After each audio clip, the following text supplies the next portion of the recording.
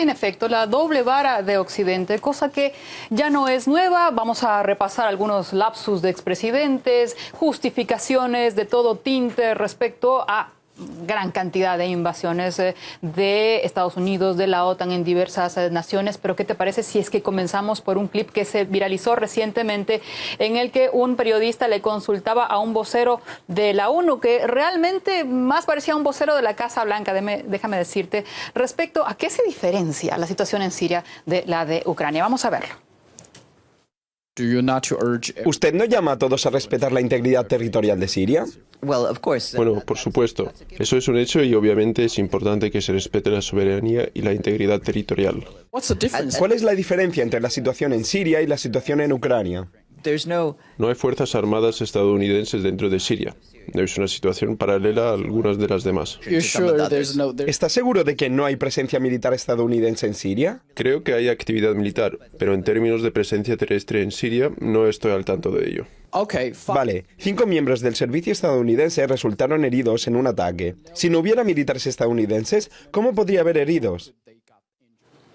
Claro, se queda sin respuestas. ¿Cómo es que no hay intervención militar y aparecen soldados muertos estadounidenses? Bueno, ha habido esta criticidad pues muy generalizada ya a nivel mundial. Es tanta que en los propios medios de comunicación de Occidente se hacen preguntas incómodas, como por ejemplo al ex primer ministro del Reino Unido, Tony Blair, que fue un aliado incondicional de George Bush en la invasión a Irak. Y por supuesto él dice, esta invasión sí es buena.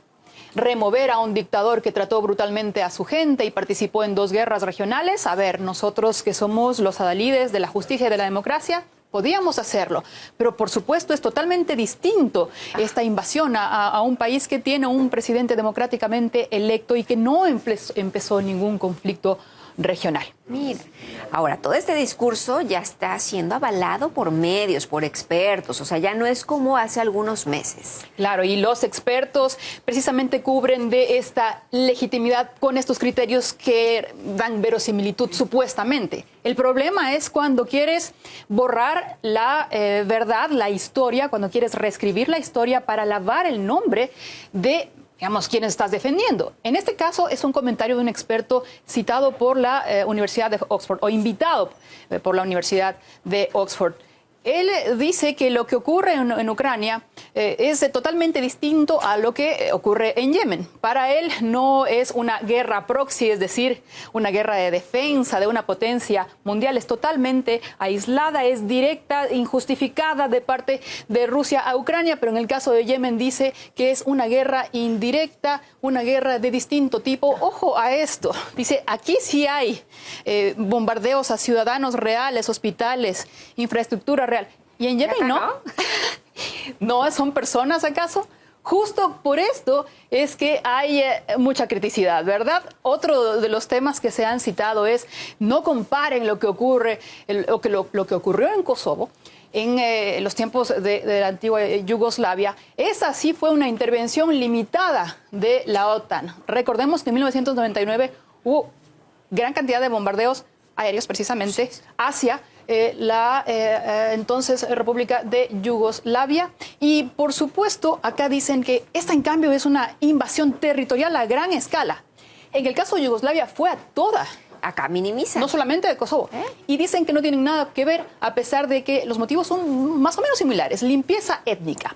Sobre esto, estos ciudadanos de primera y de segunda, ¿no? Hablemos sobre el tema de refugiados, Betsa, y es la criticidad también respecto de cómo se ha tratado en los medios occidentales a los refugiados venidos de Ucrania, europeos. Incluso algunos les decían casi europeos.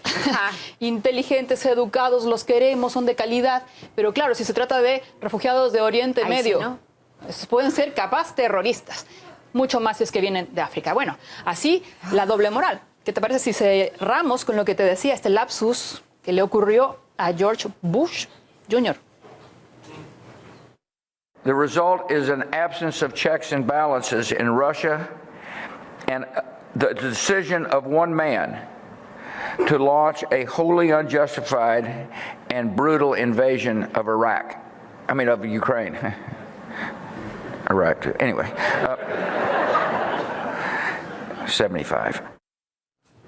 Ahí justificada con la edad, pero muchos otros decían a confesión de parte, relevo de prueba. Así están las cosas. Ay, pues qué triste y de repente hasta qué coraje da, ¿no? Cuando nos ponemos así a verlo en este análisis, qué es lo que está pasando con esta doble moral que siempre han manejado. Por eso mejor siempre leer, ¿verdad? Así Ir es. hasta el fondo de las cosas. Muchas gracias, Betsa. Xavi. Y el politólogo Jarón García opina que los países occidentales usan el conflicto en Ucrania para distraer a la comunidad internacional y a los ciudadanos de los errores de sus propias medidas. La misma situación caótica social que se está viviendo en Estados Unidos en este momento. Estados Unidos tiene una grave amenaza de desintegración social. Lo mismo sucede en Europa con el Brexit en el Reino Unido. El Reino Unido está en una situación económica realmente grave y la situación en Francia es de constante protesta todos los días. Y es necesario para las potencias que hacen vida en esa organización que llaman la OTAN, buscar la manera de sacar todos sus problemas de la agenda mediática y centrarlos en la agenda de lo que es para ellos el enemigo, que en este caso es Rusia y China. Y el conflicto en Ucrania se presta para esa situación, se presta para eso, para ese objetivo. Con eso distraen toda la atención de la agenda mediática de cualquier otra situación que aparezca en el mundo.